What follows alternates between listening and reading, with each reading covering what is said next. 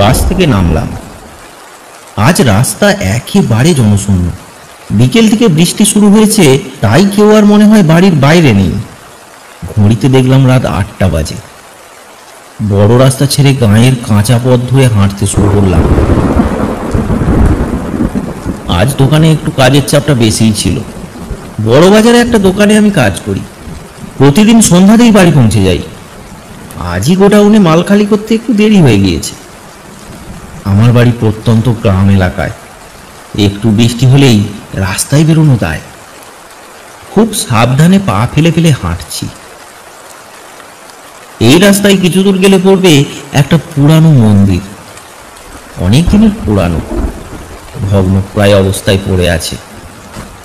ওখানে ঘটে যত রাজ্যের দুষ্কর্ম, তাই সন্ধ্যার পর ওদিকে কেউ যায় না। কিন্তু আমাকে ওটা পার হয়েই যেতে হবে। মাস 3 আগে ওখানে একজনের খুন হয়েছে। গ্রামেরই একজন মহিলা। গ্রামের প্রধানের বাড়িতে কাজ করে বাড়ি ফিরছিল। কয়েকজন তার সমস্ত টাকা পয়সা গয়নাগাটি কেড়ে নেয়। আর শোনা যায় তার সাথে নাকি শারীরিক অত্যাচারও করা হয়েছিল।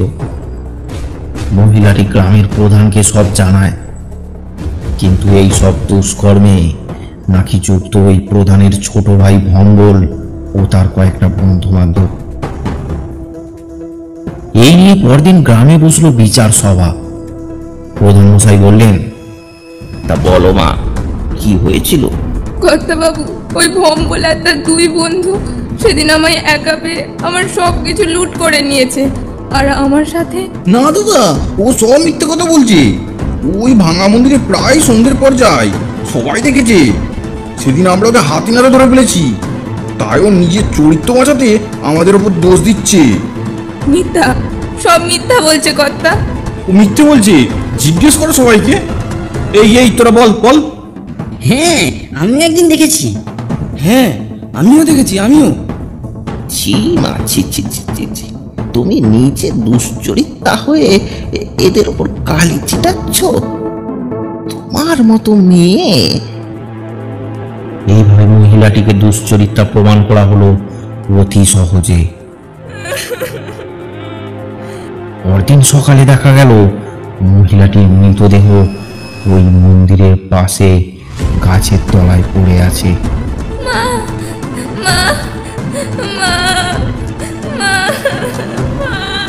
তার সারা শরীরে ক্ষত চিহ্নের দাগ। কে বা কারা যেন তাকে মেরে ফেলে দিয়ে গেছে। চরিত্রহীন মেয়ে, জানাজানি হতেও দলের লোককে মেরে রেখে গেছে। হ্যাঁ, কত ভালো ভাবতাম স্বামীহারা, তাই দেখে আমাদের কত মায়া হতো। এখন মৃতদেহটা কি করা যায়? দাহ করতে হবে তো। হ্যাঁ, আবার দাহ, ওসব দেখে হাত দেওয়াও পাপ। টিনে ওই পাশের ঝোপে ফেলে দাও, ওদিকে কেউ যায় না। এই মতো সবাই মিলে মলাটা ওই ঝোপেই ফেলে দিল। মা, তোমার মা তো নেই, তা তুমি একা কি করে থাকবে? শোনো, তুমি বরং আমার বাড়ি চলো। না বাবু, আমি একাই ঠিক থাকতে পারবো। ঠিক আছে, ঠিক আছে, সাবধানে থেকো। কোনো সুবিধা অসুবিধা হলে জানিও।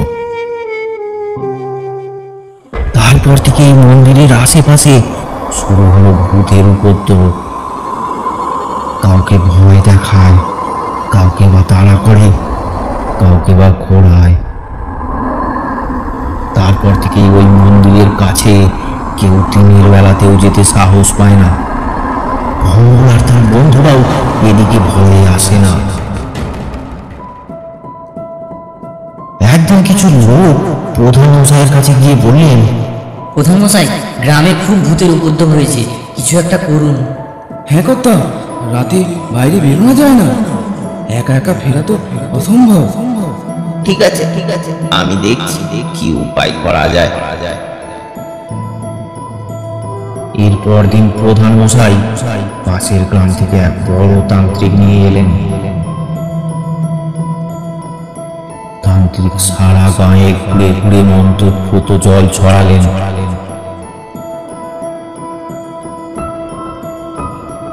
তারপর সেই দুষ্ট আত্মাকে বন্দি করলেন বড় মন্দিরে, আর মন্দিরের চারিদিকে ঘিরে একটা লাল সুতো বেঁধে দেন। তান্ত্রিক বললেন, কেউ এই মন্দিরের কাছে আসবে না।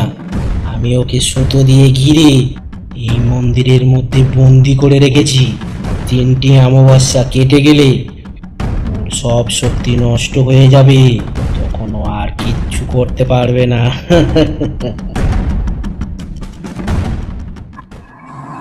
সেই থেকে রাতে ওই মন্দিরের পাশ দিয়ে কেউ যায় না। কে যেন ডাকে, চিৎকার করে কাঁদে, তাকে মুক্ত করার আহ্বান জানায়। যাই হোক, আমার কিছু করার নেই, ওই পথ দিয়েই আমায় ফিরতে হবে। বৃষ্টিটাও থামছে না, তার সাথে মেঘের গর্জন যেন আরো বেড়েছে। হাঁটতে হাঁটতে প্রায় মন্দিরের কাছে এসে পড়েছি। বুকে ভয়ের মেঘ জমেছে, বুকের ভেতর ধূপটুকুনি যেন বাড়ছে। হঠাৎ বৃষ্টির গতিটাও বাড়তে লাগলো, সাথে সাথে ঝোড়ো হাওয়া আর তীব্র বজ্রপাত। আমি ভয়ে দৌড় লাগালাম, কিন্তু যেখানে ভূতের ভয় সেখানে সন্ধ্যা হয়। ঠিক মন্দিরটার সামনে এসেই আমি কাদায় পা পিছিয়ে পড়লাম। মাথা আমার গোড় করে ঘুরতে লাগলো। আমি জ্ঞান বুদ্ধি বিবেকহীন হয়ে মন্দিরের দিকে হেঁটে চললাম।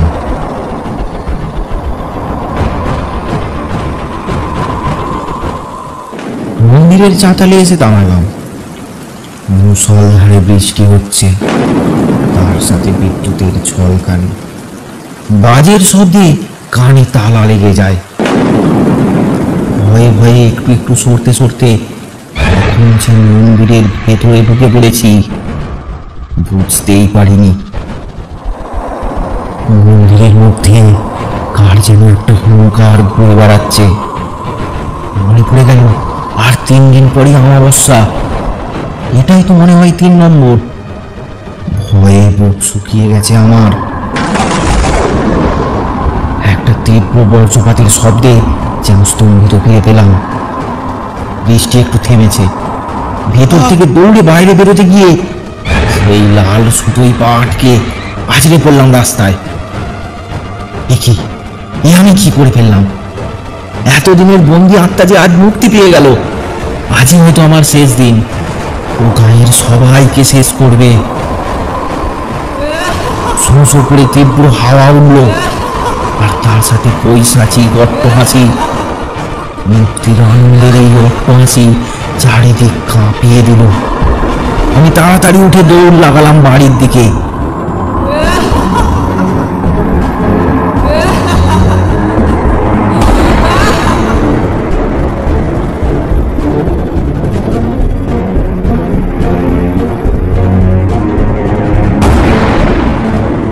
বাড়ির সামনে পৌঁছে মাকে ডেকেই জ্ঞান হারিয়ে পড়ে গেলাম মাটিতে।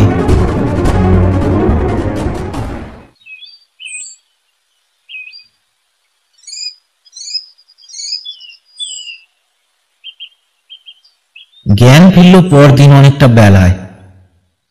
আজ আর কাজে যাওয়া হলো না। কাল রাতের ঘটনা ভাবলে এখনো বুক ধড়াস করে ওঠে। ভয়ে আমি কাউকে কিছু বলতে পারিনি, কিন্তু কাল সে আমায় হাতে পেয়েও ছেড়ে দিল কেন? তাহলে কি তার শক্তি শেষ হয়ে গেছে? কি জানি। এইসব ভাবতে ভাবতে বাইরে বেরিয়েছি। দেখি কয়েকজন লোক দল বেঁধে মন্দিরের দিকে যাচ্ছে। কোনো অঘটন ঘটেছে তাহলে। আমিও হাঁটতে হাঁটতে তাদের পিছু নিলাম।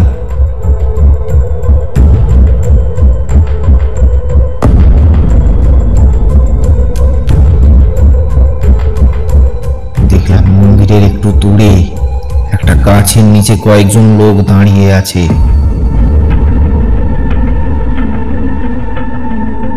কাছে গিয়ে দেখলাম 3 জন লোক ওখানে মরে পড়ে আছে।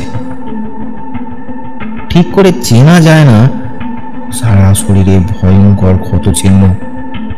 ভালো করে নিরীক্ষণ করে জানা গেল তিনজন হলো ভঙ্গল আর তার দুই বন্ধু। তাহলে সেই আত্মা কি তার মৃত্যুর প্রতিশোধ নিয়েছে? কি জানি, হতেও পারে। হ্যাঁ, তাছাড়া আর কি বা হতে পারে? তাহলে কি আর কোনো ভয় থাকলো না গ্রামে? আত্মা মুক্তি পেয়েছে? পরদিন ঘটল সেই একই ঘটনা। এবারে গিয়ে দেখি দুজন গ্রামবাসী সেই গাছের নিচে মৃত অবস্থায় পড়ে আছে। তাদের শরীরেও সেই একই রকম ক্ষতচিহ্ন। মনটা খুব খারাপ হয়ে গেল। আর যা সব ঘটছে সবই তো আমারই ভুলে। এই অশরীরই তবে কি একে একে গ্রামের সবাইকে শেষ করবে? না, আর নয়, একটা কিছু ব্যবস্থা আমাকে করতেই হবে। এইভাবে ছুটলাম পাশের গ্রামে সেই তান্ত্রিকের কাছে।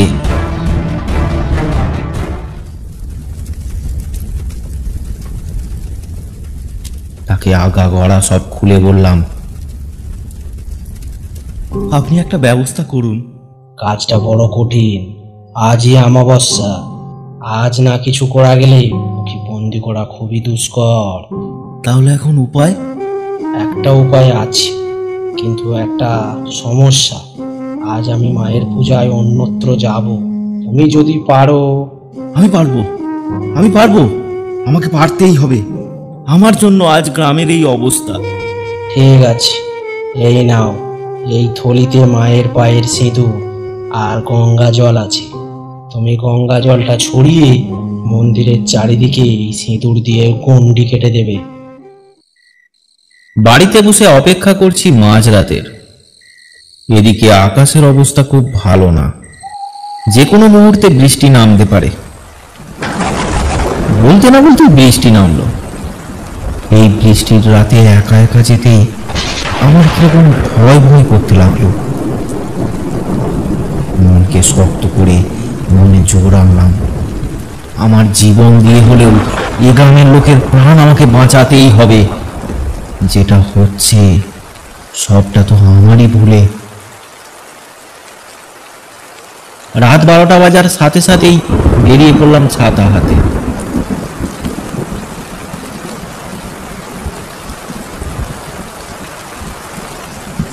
বৃষ্টির শব্দ ছাড়া আর কিছুই কানে আসছে না।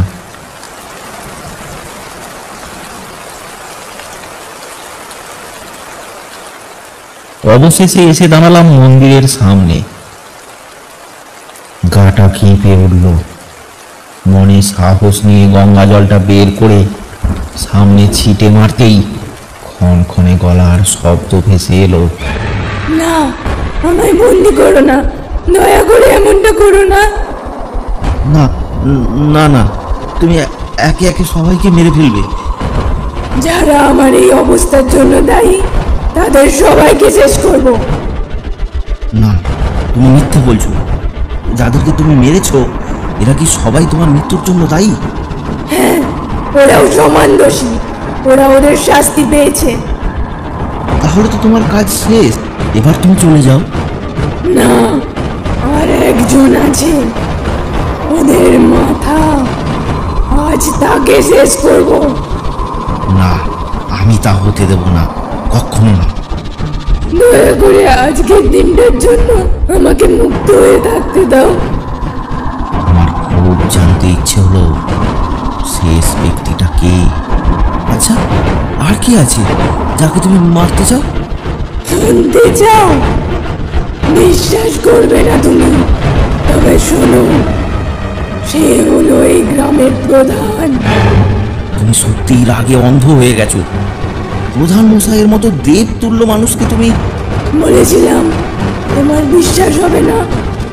শোনো তবে, প্রধান মশাইয়ের প্রথম থেকেই কুদৃষ্টি ছিল আমার মেয়ের ওপর। বলছি কি সরমা, হ্যাঁ কর্তা, বলুন। তোমার তো তিন কুলে কেউ নেই। স্বামীটাও অল্প বয়সে চলে গেল। একা মেয়েকে নিয়ে কত কষ্ট করবে। তুমি তো ওকে নিয়ে আমার বাড়ি চলে আসতে পারো। না না কর্তা বাবু, আমরা এমনিই ঠিক আছি। ভাবতাম দাদুর বয়সী, দাদুর মতো ওকে ভালোবাসে। সেদিন সব মীমাংসার পর আমার মনে হলো এত অপবাদ নিয়ে এ গ্রামে আর থাকা যাবে না। তাই আমার পাওনা গন্ডা সব বুঝে নিতে প্রধানের বাড়ি যাই।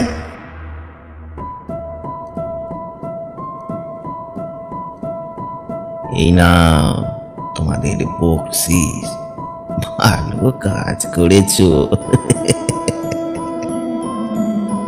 বাবা ভম্বল, এদিকে আয়। অত ভাগার দল, সারা গাঁয়ে আর মেয়ে পেলি না, আমার বাড়া ভাতে ছাই। অত ভাগার দল, তোদের সাহস কি করে হলো রে? হ্যাঁ, দাদা দাদা, তোমার এই বয়সে ওইটুকু মেয়েকে বিয়ে করা মানায় না। আমি হলে নয় ঠিক ছিল। চপ বেয়াদব, আমার কতদিনের আশা, আর তোরা এই দিকে হাত বাড়িয়েছিস। বেয়াদবের দল, ছাড়বো না তোদের আমি। ছি কর্তা ছি, আমার আপনাকে ঘৃণা করছে। এই রে, এই তুমি বাড়ি যাওনি মা? আমি এক্ষুনি গিয়ে গ্রামের সবাইকে জানিয়ে দেবো আপনার আসল রূপ। এই ধর ধর ধর ওকে, মুখটা বন্ধ করে দে। এই ধর ধর ওকে, ধর ধর ধর ওকে, ধর।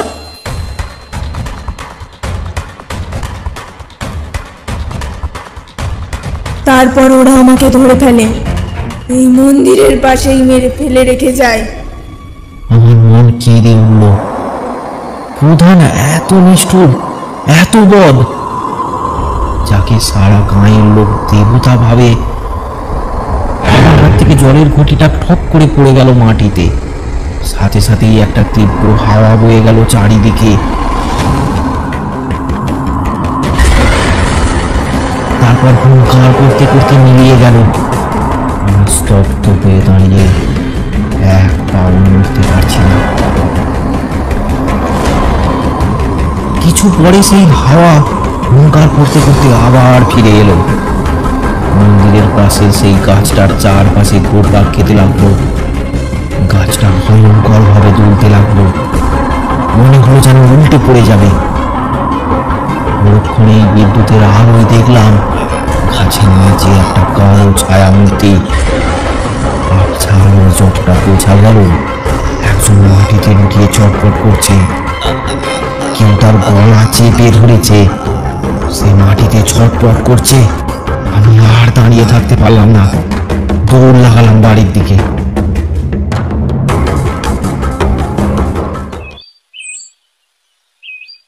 পরদিন সকালে খবর পেলাম সেই একই গাছের তলায় সেই একইভাবে মৃত অবস্থায় পড়ে আছে গ্রামের প্রধান।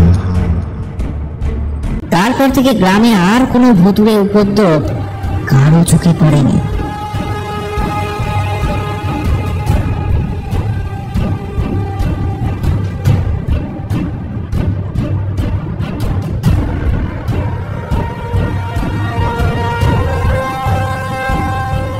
আরো ভয়ানক গল্প পেতে আমাদের চ্যানেলটি সাবস্ক্রাইব করুন আর বেল নোটিফিকেশনটি অন করে দিন।